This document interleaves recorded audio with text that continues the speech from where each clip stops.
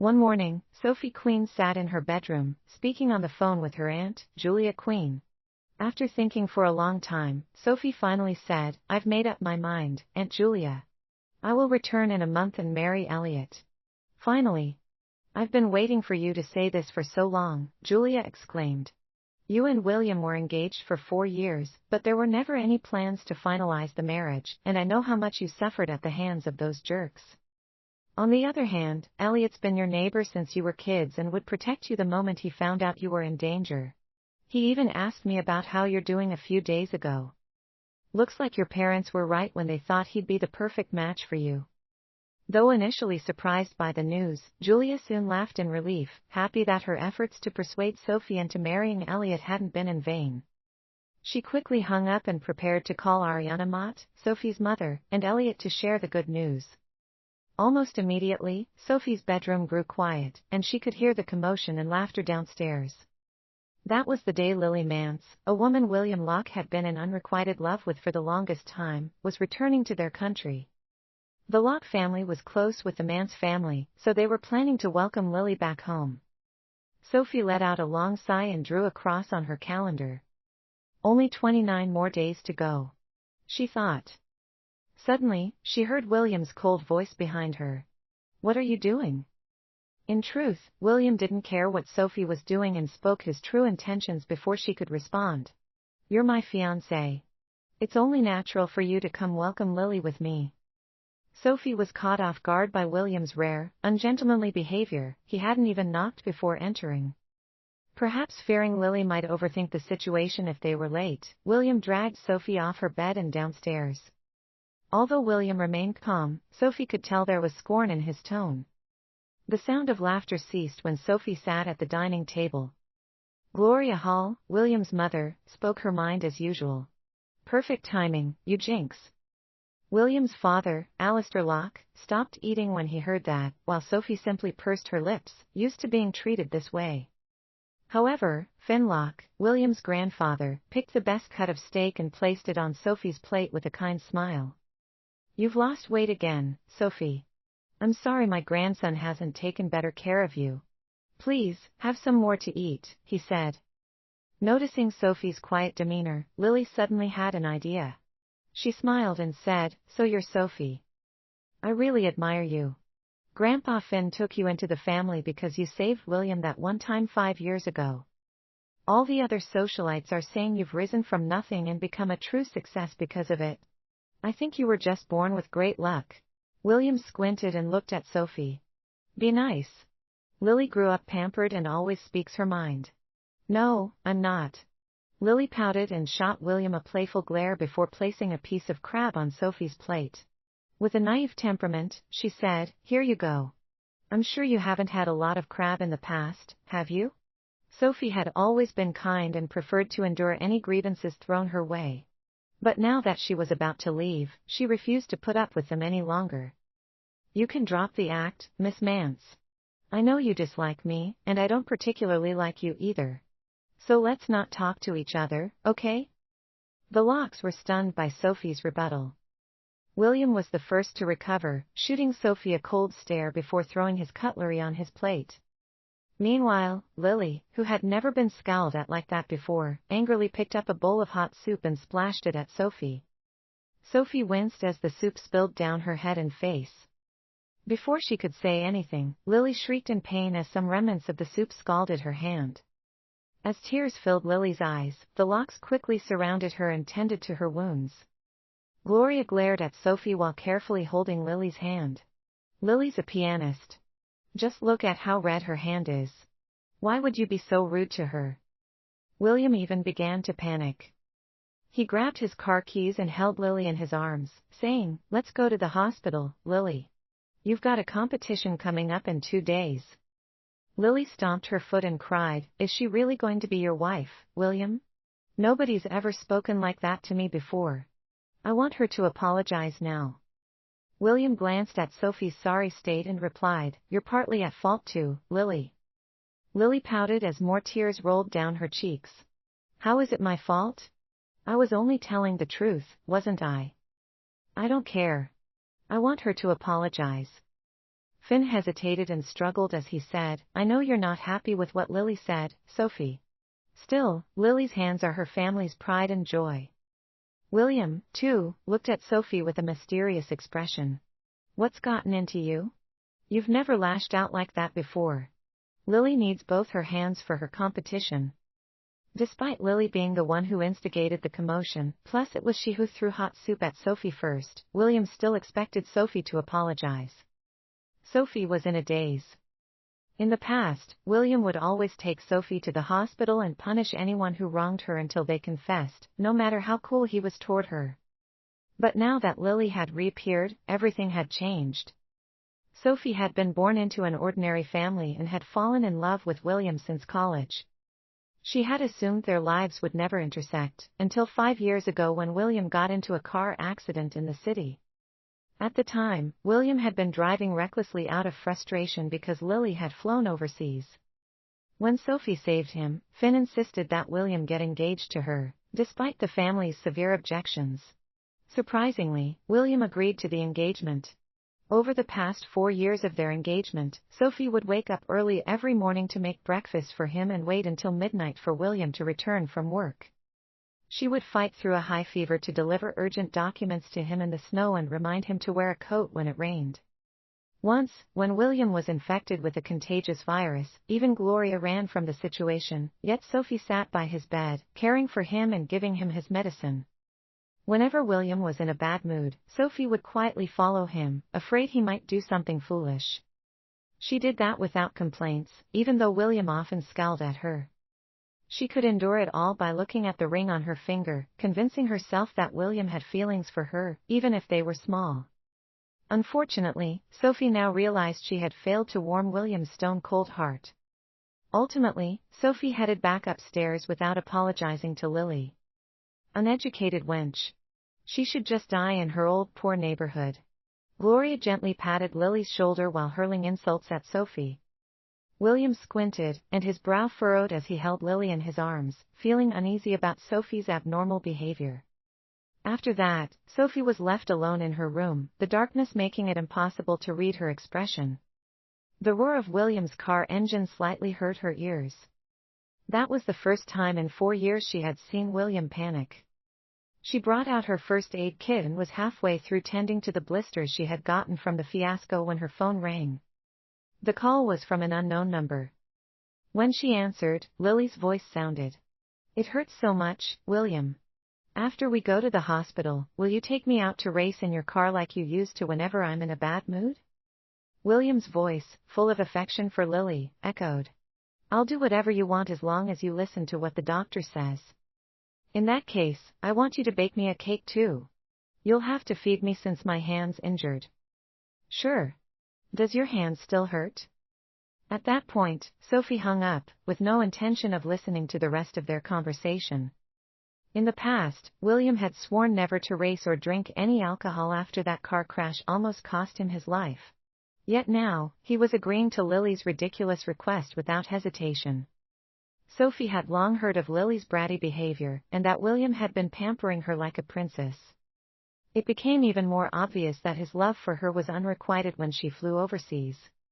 Afraid that Lily would be infuriated, William distanced himself from all socialites. He would even go as far as doing anything Lily wanted, no matter how ridiculous or impossible it seemed. With everything that had happened, Sophie was convinced that everything she had heard was true. However, there was no need for her to feel anything about the matter since she had already decided to leave. She blocked Lily's number, packed her belongings, and hid her luggage behind the wardrobe. While looking for her charging cable, she found the 3 diaries she had kept next to her bed. Each of those diaries contained memories from when she was a naive girl, filled with the love she once had for William. Sophie took off her engagement ring, placed it between the diaries, and threw them all into the bin as if her love for William had turned to ashes. Suddenly, there was a knock at the door, and William entered with medical patches for burns. His lips pursed when he saw that Sophie hadn't welcomed him like she used to, unsure of what to say at that moment. Does your face? I'm fine, Sophie interrupted him coldly. She was momentarily stunned when she saw a lipstick stain on William's collar, but it quickly passed as she calmly said, I'm tired. I'm going to get some rest. William's expression flickered with concern as he noticed the large blisters on Sophie's face. He seized her arm. A woman's face is very important. Come on, I'll take you to the hospital before your blisters turn to scars. William was startled to discover that Sophie's arm felt unusually hot. Placing his hand on her forehead, he tried to suppress his rising panic, but failed. You're burning up. Sophie felt a jolt of sarcasm at William's response. You're the one who wanted me to apologize to Lily, and now you're making it seem like you care for me. You're the one who injures me, and you're also the one who gives me hope that you do love me somewhat. Sophie swatted William's hand away and replied, the doctors have all gone home by now. I'll go tomorrow. William sighed in relief. You're right. I'll take you there with Lily tomorrow since she needs to have her hand checked again. Shall I get you some medicine to help with your fever in the meantime? Silence greeted William, and his unease grew as he sensed that something was off. Just as he was about to speak, Lily suddenly barged in and wrapped her arms around William's. Aren't you happy I'm going to be staying with you for a while, William? What are you doing? I want you to read me a story so I can fall asleep. Hesitant, William glanced at Sophie before saying, why don't we? Lily's eyes immediately turned red, and she gave William a pleading look. But I won't be able to perform in tomorrow's competition if I don't sleep well tonight. Reluctantly, William lovingly stroked Lily's head and said gently, I'll go find a book.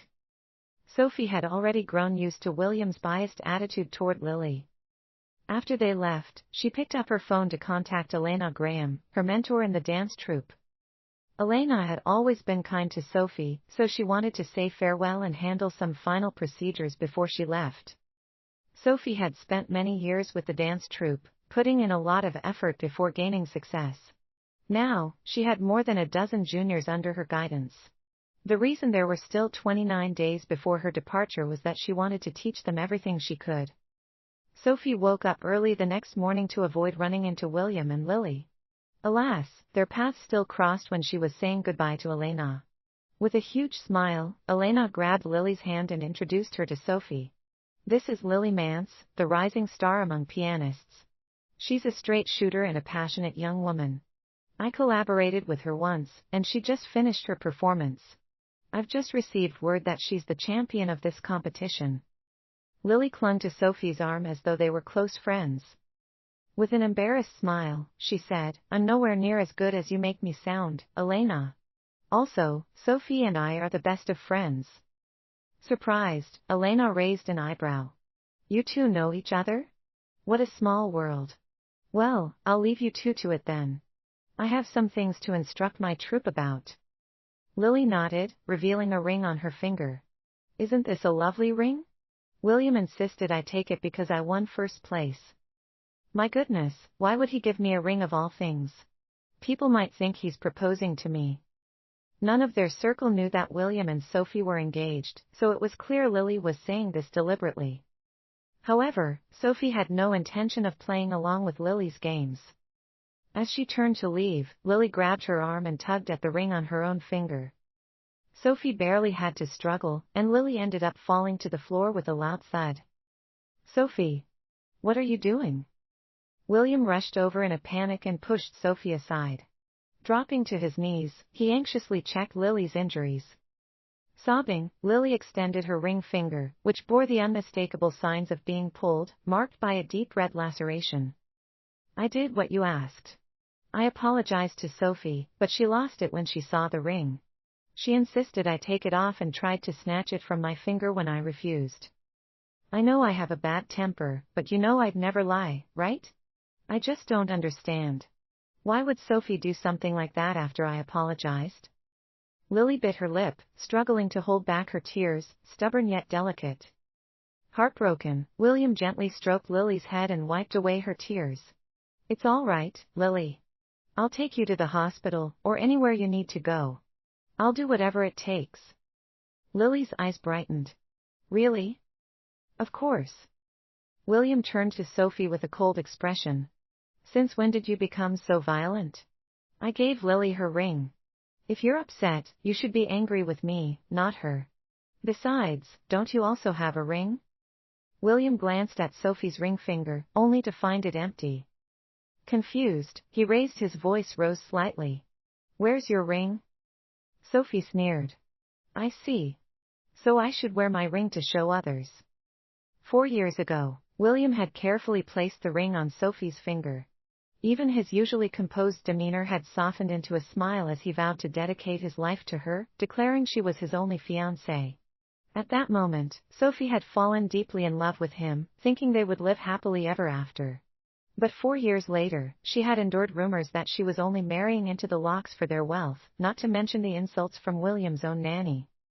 Their marriage had never been formalized. Nonchalantly, Sophie replied, I left it at home. Her answer momentarily piqued William's curiosity, but it quickly shifted to anxiety as he almost lost his grip on Lily, who would have fallen. He remembered the time when Sophie lost her ring while swimming. She had searched the pool for hours that night before finally finding it. Afterward, she had cried in William's arms, promising never to take her ring off again. It's true I've been focused on Lily since she returned, but Sophie's always been understanding.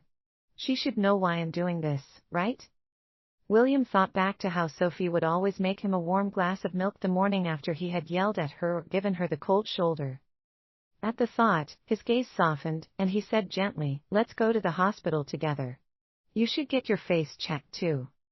Lily's eyes widened in shock, and she stomped her foot angrily. William! Have you forgotten what she's done to me? William found himself in a difficult position, unsure whose side to take. Sophie needed to pick up her prescription from the hospital that afternoon, but she couldn't bear being around William and Lily any longer. Calmly, she turned down William's offer and hailed a cab to the hospital on her own. After consulting with the dermatologist, Sophie unexpectedly ran into William. What did the doctor say? William asked. He reached for Sophie's mask to remove it, but she quickly evaded him. At that moment, a nurse approached and said, Are you Sophie Queen?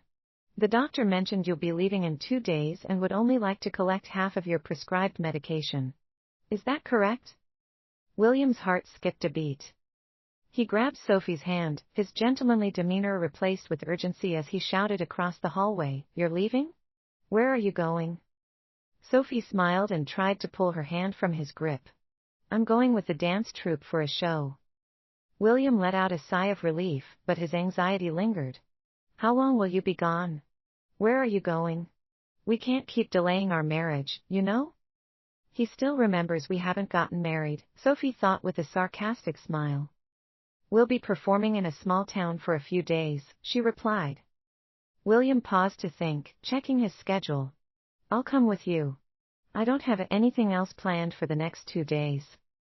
Sophie frowned, impatience creeping into her voice. You don't need to. It wouldn't be convenient for you to come with us. I won't be in your way. Just do what you need to do. William was determined to accompany Sophie, and he was never one to take no for an answer. Sophie knew that he would insist even more if she refused. After a moment of thought, she came up with an idea. Lily's competition is in 2 days, right? Aren't you going to go? You should bring her with you next time we go out. Otherwise, she'll just give me an earful. As expected, William fell silent for a moment before nodding with a faint smile. You're right. I should accompany Lily. We'll have plenty of chances to spend time together in the future. After that, William drove Sophie home before returning to his room to work. Meanwhile, Sophie's phone rang with a text message from Elena. Elena, I'm sorry to ask, but you're the most flexible and adaptable performer I know. I promised someone I'd perform with them, but I injured my leg. Would you be able to perform on my behalf? Or, if you're busy, you could have one of your girls perform instead. Sophie stared at her phone, lips pressed together. She didn't want to get involved with anything right before her trip. Yet Elena had been her mentor for so long, charging Sophie only half of her usual fee due to her family's financial struggles.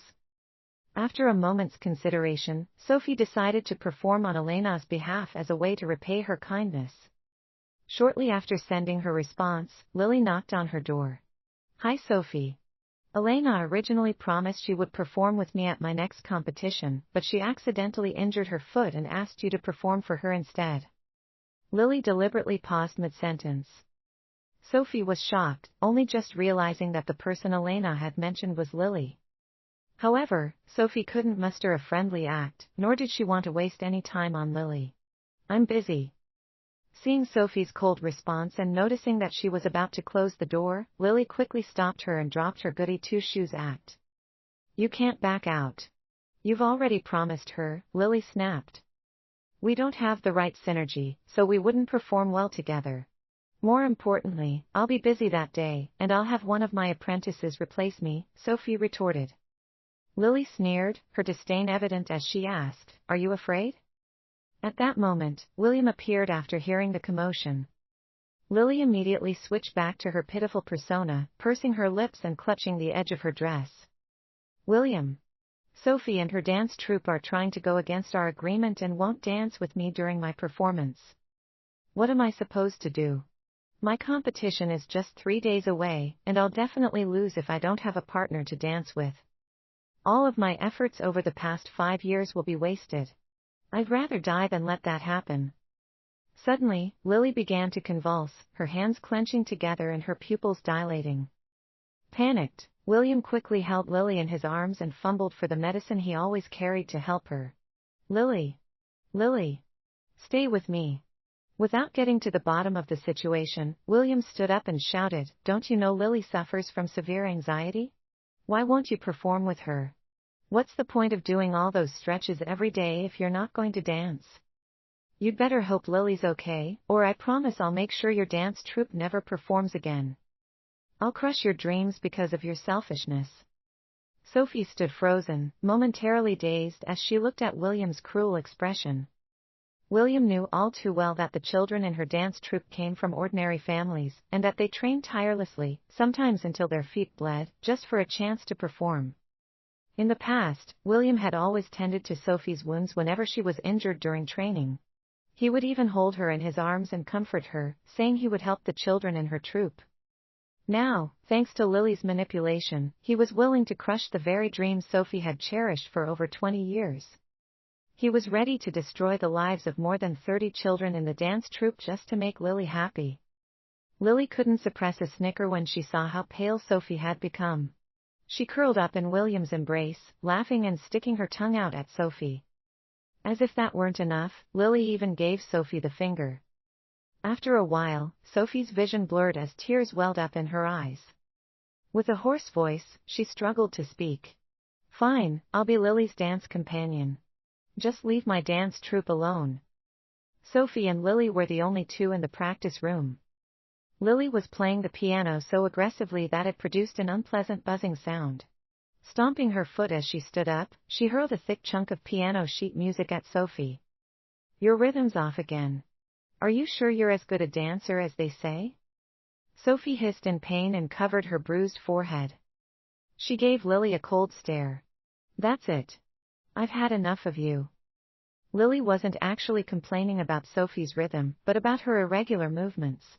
She would even accuse Sophie of being lazy if the latter needed to drink some water during breaks. What was worse, Lily would sometimes whip Sophie with a cane on purpose. One day, Lily deliberately threw away the warm water Sophie had brought in a thermos while Sophie was on her period. When Lily saw that Sophie was in pain, she fetched a bucket of cold water from the washroom and poured it all over her. Gleefully, Lily claimed she was only trying to help Sophie stay awake. Now, Lily didn't seem affected by Sophie's retort. In fact, she seemed to take pride in what she had done, leaning in closer to Sophie. Blinking her eyes like an innocent girl, she asked, "What's the matter? Are you angry at me?" Sophie sneered and pushed her away. "You're not actually as good a pianist as they say, are you?" Sophie had known from the moment she agreed to be Lily's dance partner that things would be difficult. Thus, she had memorized the piano sheet music and its rhythm by heart. She had also watched many of Lily's performances in past competitions to study her playstyle. In truth, Lily's rhythm had been far more sluggish and inelegant in recent days compared to her usual performances. Sophie's rhythm wasn't off, Lily's was. "Don't you dare blame me when you're the one who's dancing terribly."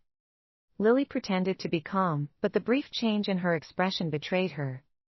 "It's true I had someone else perform for me during my competitions, but I've been very careful. There's no way she knows about that," Lily thought. William could sense the tension as soon as he entered the practice room. What's the matter? He seemed concerned when he saw that Lily was in a bad mood and quickly approached her. Are you okay? You don't look so good. Lily's heart raced. She was terrified that Sophie would expose her actions, and her hands were shaking uncontrollably. Suppressing her anxiety, she noticed how worried William seemed and forced out some tears to appear pitiful. I'm okay. Sophie accused me of not being a good pianist because she can't keep up with the rhythm. I threw my piano sheet at her because I was so angry. She replied. You don't think it's my fault, do you? As expected, William noticed the bruise on Sophie's head and seemed sorry for her. As he reached out to caress the bruise, he suddenly recalled Sophie's accusation and slowly retracted his hand. Seeing this, Lily covered her face and made herself appear even more miserable. Through sobs, she said, I couldn't stand her accusing me of something so outrageous. Do you have any idea how much I had to suffer, learning to play the piano properly over the past 5 years away from home?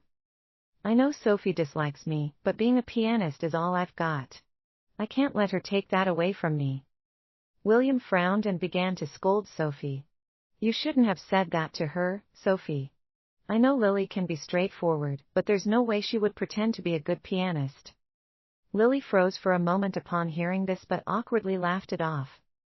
Meanwhile, Sophie sneered, wondering if William would still defend Lily if he knew her piano skills were nowhere near as impressive as they had been during her competition performances. She looked at Lily with a smirk. Is that so?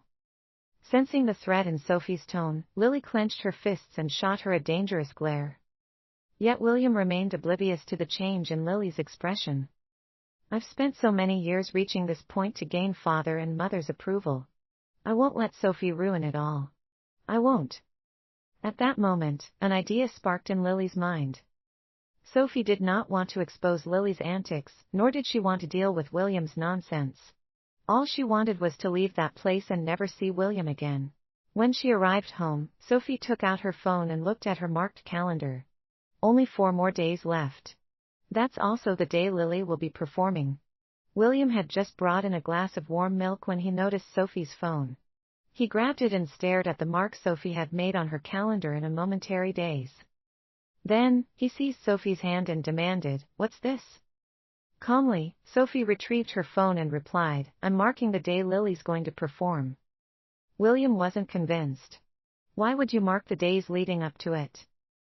Sophie appeared calm on the outside, but inside, she was seething with frustration. A thought suddenly struck her, and she said, It's going to be our anniversary soon. Have you forgotten already? William's face softened when he realized that Sophie still loved him, that she remembered their anniversary and was preparing a gift for him. Regret and remorse filled his heart, and he pulled Sophie into an embrace. I'm sorry for everything you've had to endure these past few days, he said, his voice softening. Lily's like a little sister to me. We grew up together, and I know how important this competition is to her. Let's get married after this is all over. Still looking worried, William placed Sophie's hand over his chest and gazed at her with tenderness. Listen to me, Sophie. I've always loved you. After your competition is over in 4 days, let's stay together forever. I want you to trust me. Unfortunately, Sophie felt nothing but revulsion at the feel of William's powerful heartbeat beneath her palm. She gave a slight, noncommittal nod, and William smiled in response. In any case, you can't leave me, Sophie. 4 days passed, and the day of the competition arrived. Lily's piano skills had suddenly improved dramatically, allowing her to play in perfect harmony with Sophie. When the performance finally ended, Lily felt a heavy weight lift from her shoulders as she smiled at the crowd. Meanwhile, Sophie exhaled deeply after completing her performance. She glanced at a shadow lingering behind the scenes. He would probably live a much different life if he realized how talented he is and stopped living in Lily's shadow as her pianist, she thought. After Lily received her champion's medal and the guests had left, Sophie returned backstage. When she tried to open the door, though, she found it had been locked behind her. Her heart dropped.